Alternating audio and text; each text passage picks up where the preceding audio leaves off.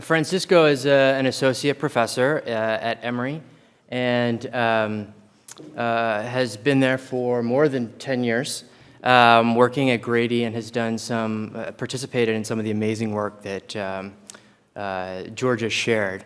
I just can't emphasize enough how amazing it is what they've done there. I've had the opportunity to fill in a few times when he's been traveling or talking or whatever, and it's a lot of fun to work there, but it's really amazing at a county hospital, the level of care they're able to provide.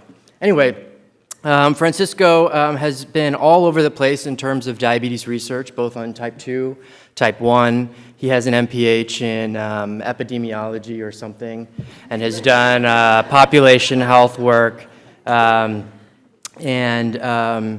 you know, near and dear to my heart, a lot of work on the inpatient side. And that's how I met Francisco back when I was at Stanford, right when I started my fellowship, actually. And I've had the joy of working with him for the past 5-6 years, and he's just a great collaborator, a lot of fun to work with. I always enjoy having meetings and arguments, and convinced me to come join their team earlier this year. So I'm excited to hear about this particular topic, which is also, I think, very timely. And so without further ado, Francisco Pasquel. Thanks so much, Mike. And thanks for the invitation, and apologies for the weather.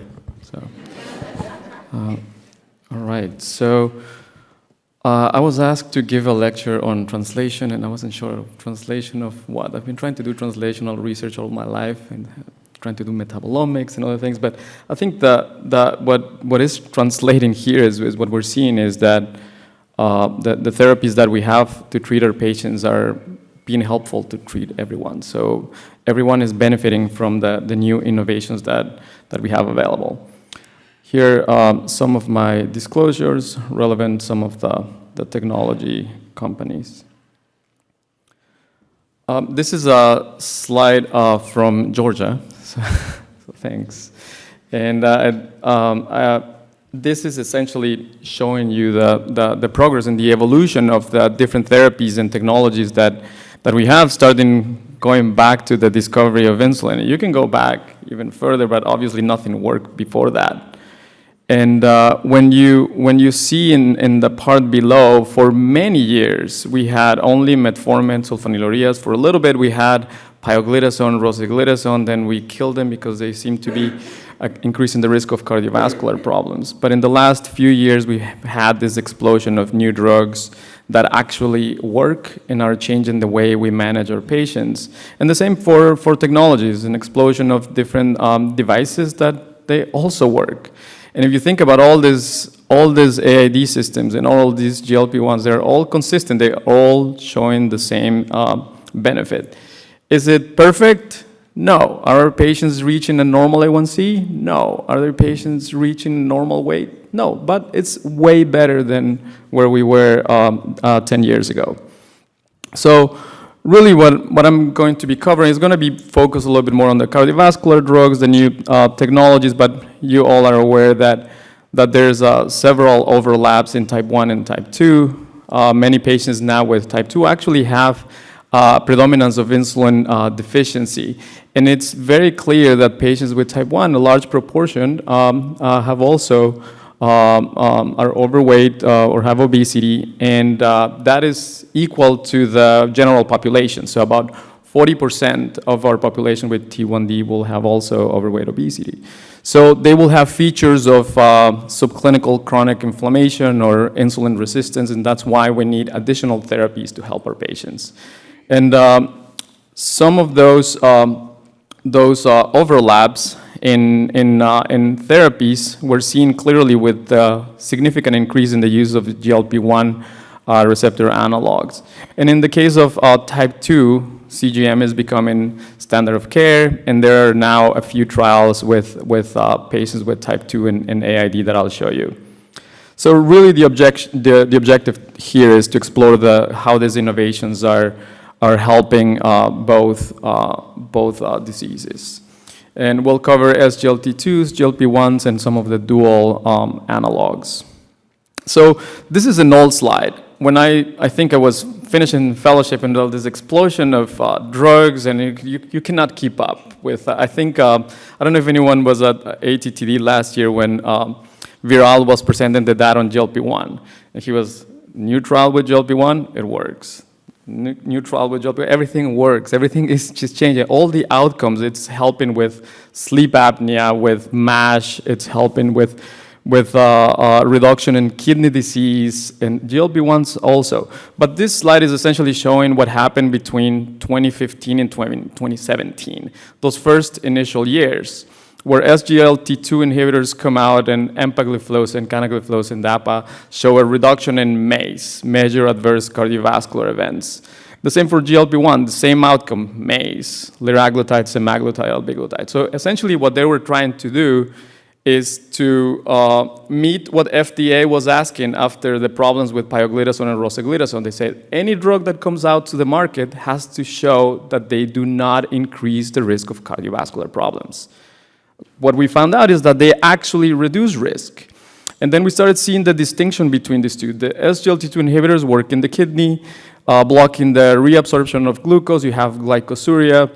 And for some reason, patients actually have kidney benefits. Then we started learning that patients also have heart failure benefits with these drugs. So they started changing the outcomes in the next trials, redesigning the trials now, looking for kidney progression or looking for a reduction in hospitalizations for heart failure, and they were mostly all positive. And the same for liraglutide, semaglutide, the studies in kidney disease, et cetera, that we've seen in the last few years.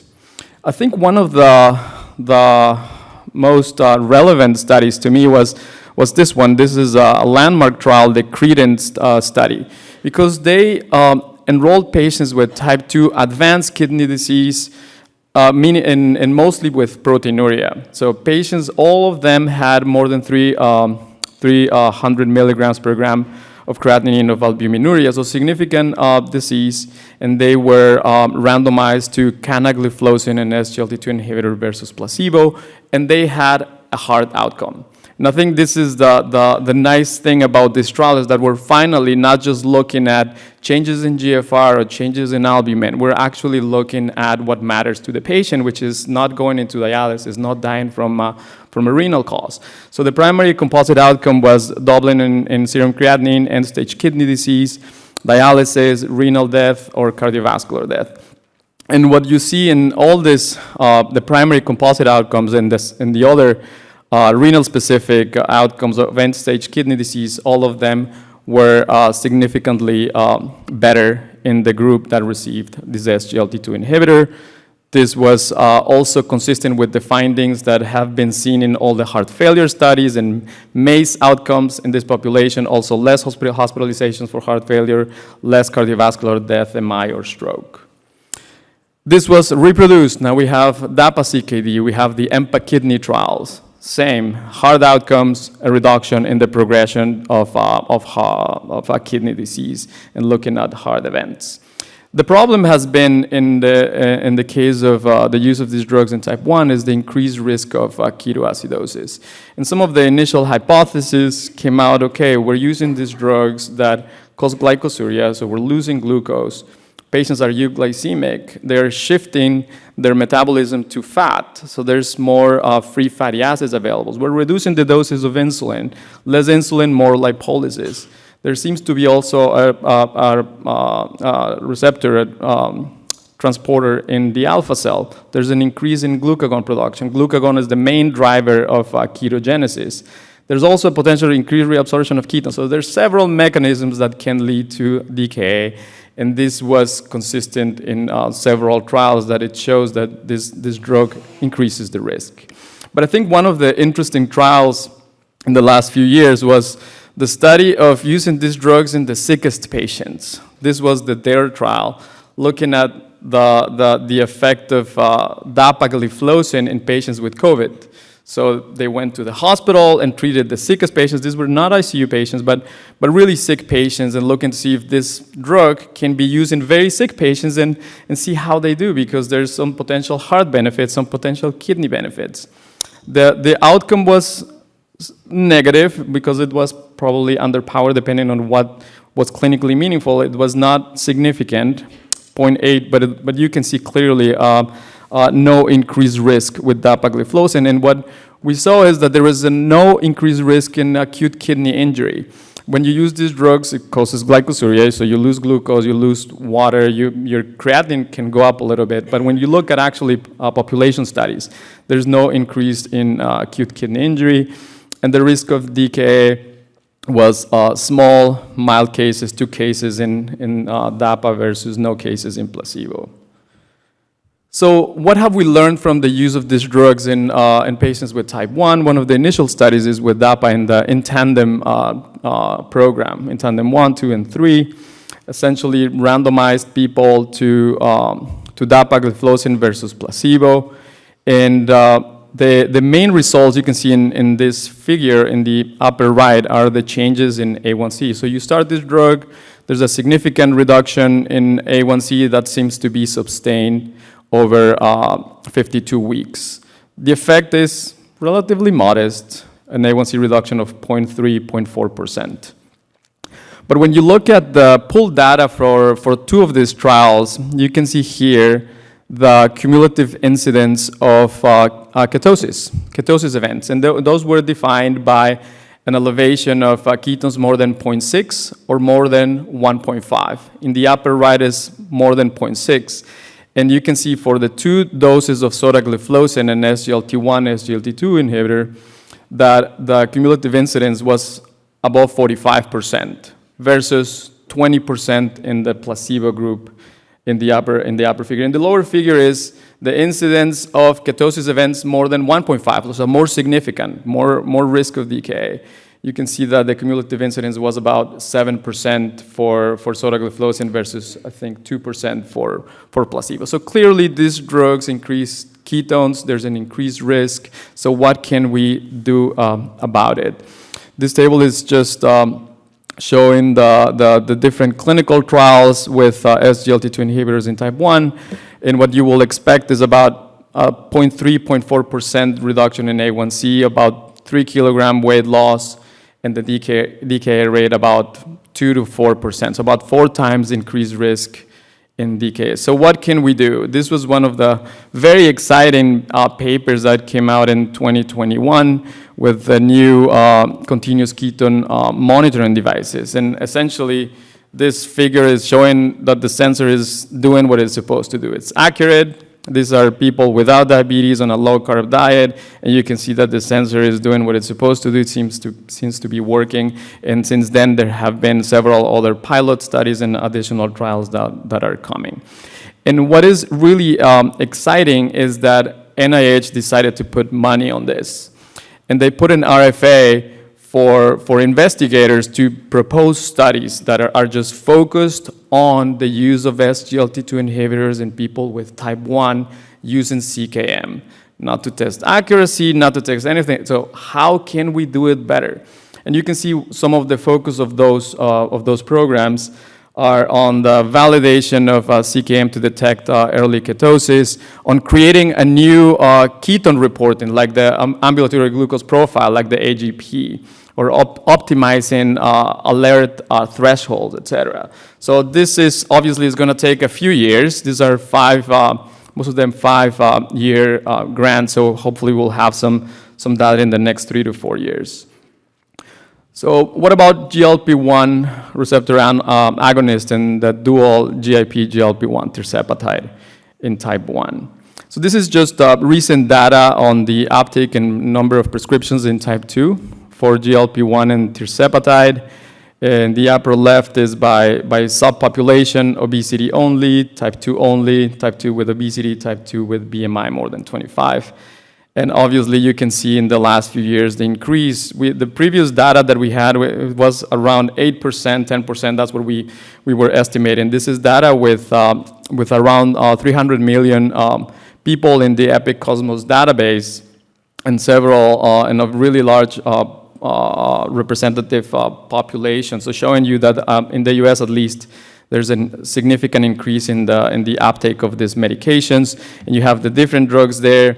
in the upper right is obesity-only populations. And as expected, this is more recent because the FDA approval was just in the last few years. And the classes of drugs, obviously for semaglutide and tirzepatide, the two most potent ones, is clearly increasing faster.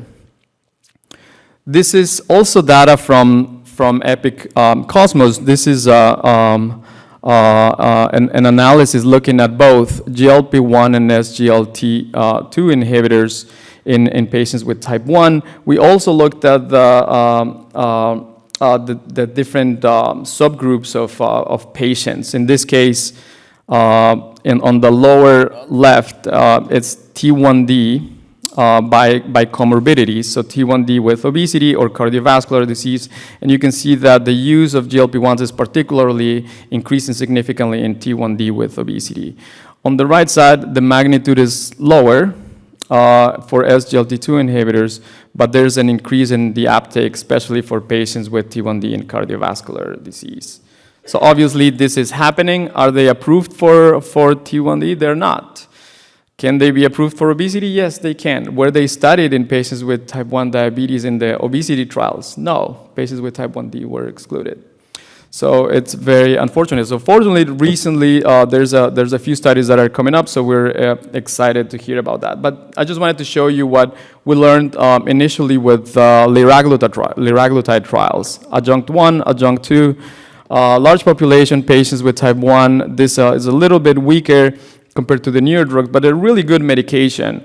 And with liraglutide, the effect on A1C was about a 0.2% reduction, so even less than SGLT2 inhibitors. But what we're seeing here is a little bit more weight loss benefit, about 5 kilograms in both trials, a reduction in the amount of insulin, but just a little bit of an increase in the rate of ketosis. So large trials, no DKA, one case of DKA in adjunct 2, and I think a few cases, 8 cases, I believe, in adjunct 1. But a very large study, so the incidence obviously less compared to SGLT2 inhibitors. One interesting, just a case report in New England Journal a couple of years ago was the use of semaglutide in patients newly diagnosed with type 1, and how the use of semaglutide was associated with a reduction in the use of insulin. Actually, most of them stopped prandial insulin, and 7 out of 10 patients stopped basal insulin at 6 months. And they compared that data versus patients that were on placebo on type 1 diabetes prevention studies. So kind of just to show how semaglutide did in a similar population. Obviously, this is just a small, uncontrolled, single-center series, but of great interest. So how about now? We're using AID, we're using time in range to determine how our patients are doing. So it will be ideal to have a study that can help you lose weight, keep your time in range above 70%, and this is not associated with hypoglycemia. So that will be a great study. Is Viral here? Okay, yeah. Okay. So this is exactly what Viral and colleagues did, and I think Khan is also here. So they looked at that really nicely designed primary endpoint. 70%, so meeting all. So the proportion of patients that meet a TIR of 70% with less than 4% time below 70 and more than 5% weight loss. They were very optimistic in the power calculation, and they just needed 70 people to prove it. They randomized 72, semaglutide 36 versus placebo. All patients were on AID. 34 completed the trial in semaglutide and 33 in placebo group. And it is really tough to compare versus 0, but this is what they found. 36% of patients achieve this endpoint, which is amazing, versus 0% in the placebo group. How is this compared to what we've done so far? It's amazing, but you can also think about that there's maybe more 40% people that are not reaching the target. So there's still a lot of work to do, but this is really really inspiring. What is also important here is that you're looking at an absolute risk reduction. So you're doing 36% minus 0, that's 36. And 100, you probably need 3 people to get this outcome in patients with type 1 on AID using semaglutide. They will really benefit. How about technologies in type 2 diabetes? This is data from the group from Hopkins, recently published in JAMA Network Open, but you can see here the uptake on continuous glucose monitoring, and also in the paper is also with AID, but you can see how the increase in the uptake of these technologies is across the board. Younger patients, adult patients, any insurance, race, ethnicity groups. There's small disparities that are always going to exist, but if you look at the big picture, this is fantastic. So there's significant uptake. And CGM is also being expanded in the use for type 2 diabetes, so it's now standard of care if you're using insulin, and it should be considered in patients also on non-insulin therapies. The devices that you all know, some of them are disappearing, now here in gray, and there are several coming, so there's no room in that table. But here's the data in type 2, MDI. You use CGM, about a 0.3% reduction in A1C. That's the adjusted difference compared to point of care. In patients using basal insulin, same, modest effect, 0.3%, 0.4% reduction in A1C. But the ones that benefit the most are those that come with much higher A1C, higher proportion of the time spent in 250. Those patients really benefit. This is a sub-analysis of the mobile trial that Georgia did, and essentially showing that if you have an A1C of more than 9% at start, you start CGM, the magnitude of the reduction in the time that you spend over 250 dramatically drops down. So your patients with the higher A1C levels are the ones that are going to benefit the most, as we see with other drugs as well. What about insulin pumps? This is an older trial, some reduction in A1C compared to MDI. When they looked at the pooled data from some studies, this is old data, there seemed to be a benefit in a 0.4 reduction in A1C, kind of driven by those 2 studies there, 2 negative trials. You can see the second and the third. So obviously we have now all these systems that we know they work. All of them improve your time in range, but about 10% in most of the studies. And they have been also studied in type 2. Initially, we had this real world data. So in thousands of patients, including a few hundred with type 2 diabetes, this technology works. And when you look at the subgroup of patients with type 2, the improvement in time in range is significant. These were initially on basal IQ, switched to control IQ, 69% increased to 78% in type 2 diabetes. Here's another analysis in patients with Medicare or Medicaid coverage, increased from 64 to 72% in patients with type 2 diabetes. And then here's one of the initial larger clinical trials. This is the SECURE type 2 that led to the approval of Omnipod 5 in type 2 diabetes. This was a single arm pre and post evaluation of A1C, 2 weeks of standard therapy followed by 13 weeks of AID. I just wanted to show this table to kind of, if we can try to focus, it's a busy table, but on the right side. So we have patients with health insurance, with private, about half of them, and about the rest of them on public insurance or no insurance. And also levels of education. There's a big distribution in levels of education and also income. 28% with income less than 50,000. And many of those patients were from our clinic, so from Grady, and Georgia did an amazing work recruiting several of those patients. And the primary endpoint A1C, a reduction from 8.2 to 7.4, so a 0.8 reduction. Can you claim efficacy? Kind of, right? Because we know it works. kind of reproducible, but the main limitation is that there's no control group, so an adjusted difference cannot be calculated. But a significant reduction in the time spent above 250. And just wanted to show you this because I think this is important because it's showing that this worked in all patients across the board: education, insurance, age, etc., background of GLP-1, SGLT2 inhibitors, or any of the different background characteristics. So consistent benefit. And this is the second trial. This is with Control-IQ in type 2 diabetes. We also enrolled patients for that study from Grady. Similar, large distribution in A1C, background medication, SGLT2 inhibitors, sorry, and GLP-1 receptor analogs.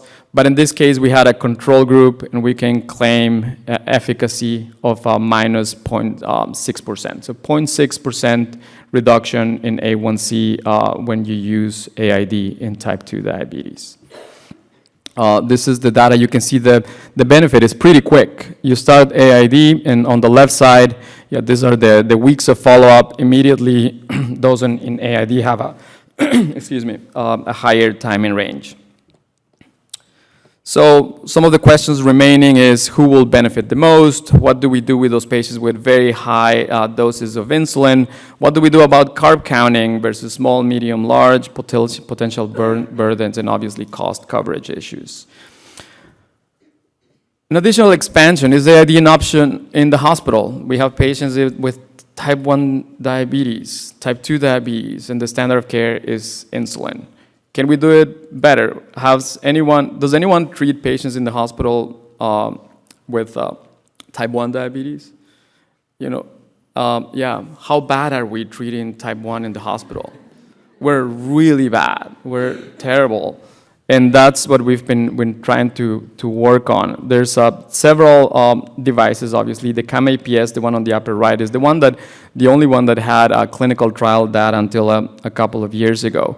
And in the hospital, we have non-critical illness, ICU patients. It's always a mess, finger sticks. In the ICU, we have to do finger sticks every hour. And then we have to try to match those with insulin doses. Who knows if the patient ate or not, the insulin dose is ordered. It's a disaster. So during COVID, obviously, we were not monitoring well our patients. We were not doing finger sticks. We tried to kind of come up with solutions on how to implement CGM in the hospital. How do we connect that, and how do we use a protocol to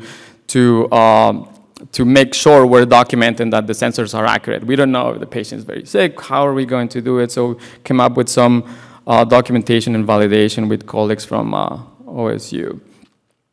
And this is the data that we have previously from AID. We know AID seems to work, a fully closed loop with the CAM-APA systems, and I'll go back to that.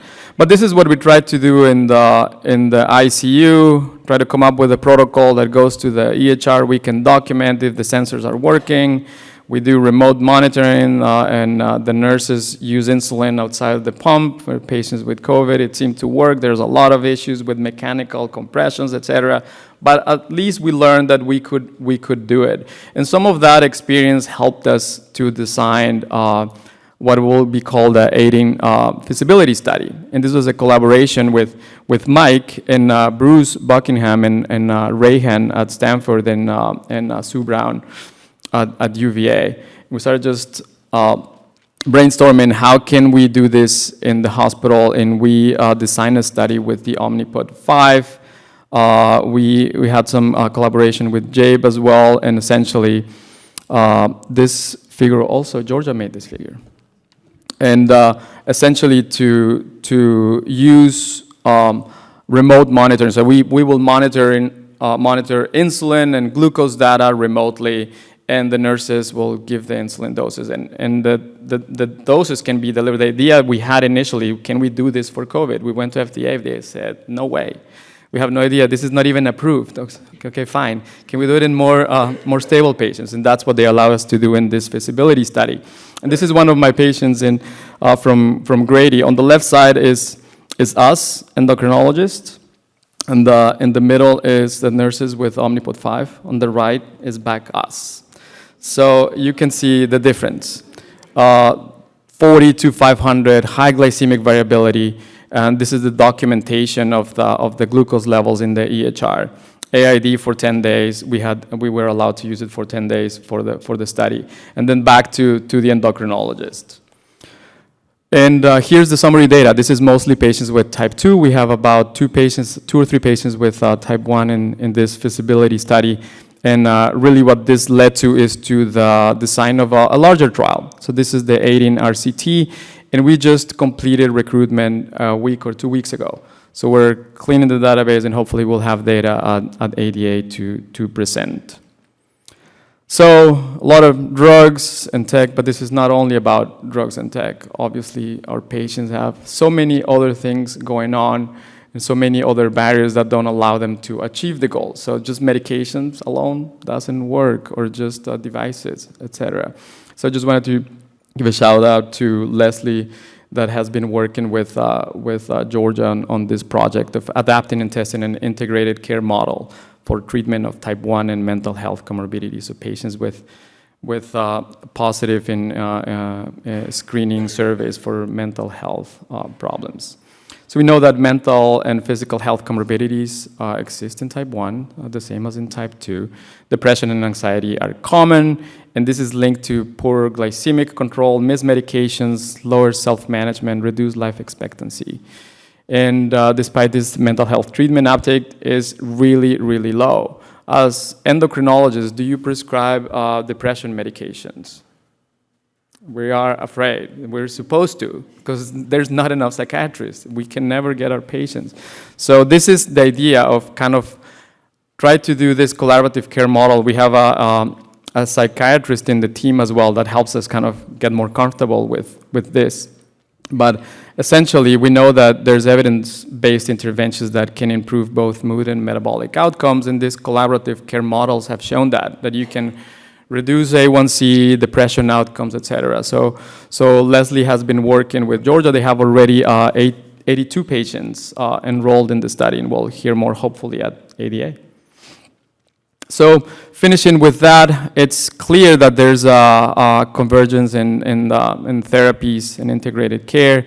In terms of drugs, GLP-1 as GLP-2 inhibitors, I think it's going to be really exciting to learn what happens with CKM. We really need to learn how to use these drugs in patients with type 1 diabetes or patients with proteinuria progressing to CKD. It's really, really annoying to not feel safe on how to use those. In terms of technologies, obviously becoming standard of care for both. AID seems to work in type 2 and future directions, integrating all of these advances. But to not forget that all these collaborative models are important, and the work that we do with T1D exchange now expanding to type 2 diabetes. The importance is to actually make it happen. And that part of the translation is the exciting part, and why I love coming to this meeting. So thanks a lot. Thank you.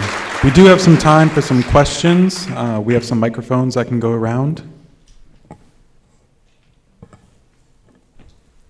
No questions? Oh, here we go.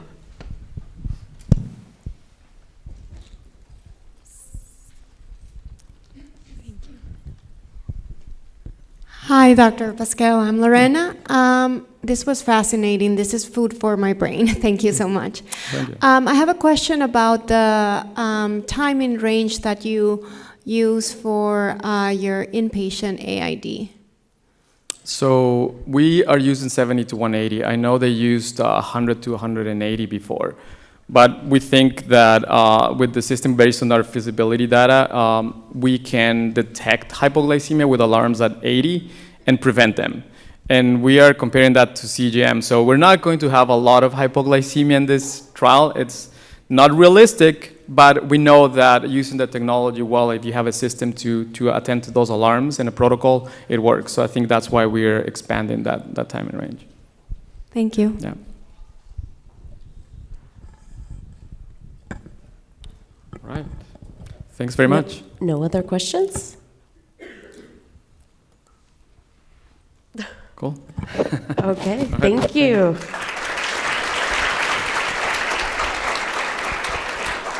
Or just one quick check. No one on Zoom has questions?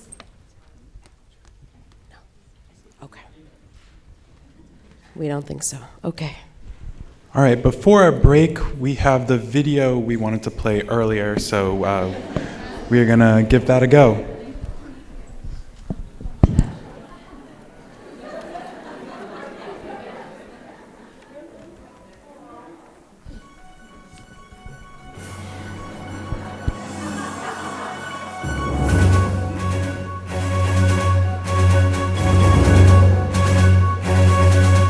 That must be Barbie. Welcome to the Diabetes Clinic at Children's Healthcare of Atlanta. Come on in, I'll show you around.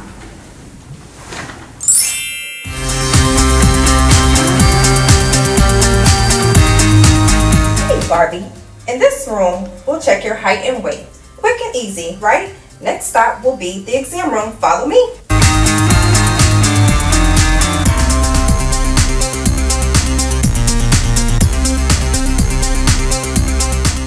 Barbie, let's start by washing your hands so we can check your A1C and blood glucose levels.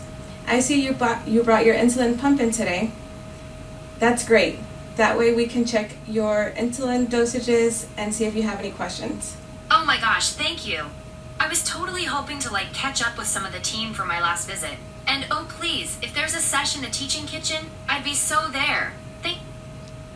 Absolutely. We'll get you there. Hey Barbie, how's it going? I heard you're doing great with your diabetes, and I also heard that you're interested in the Teaching Kitchen. Well, you're in luck. We've got one going on right now.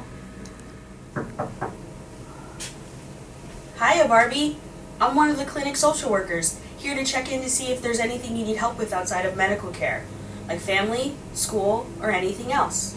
And don't forget, you can call us in between visits. Hiya Barbie, I'm the diabetes psychologist you met at the last visit. I was coming by to check in on how your coping strategies were going. And if you need anything from diabetes psychology, just give us a call.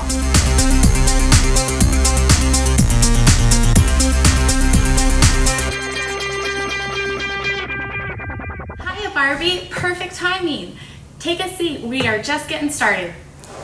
Thanks so much for coming to our session today. If you have any questions, please reach out. Thanks a bunch for answering all my questions today. All right, see you in 3 months. You're the best.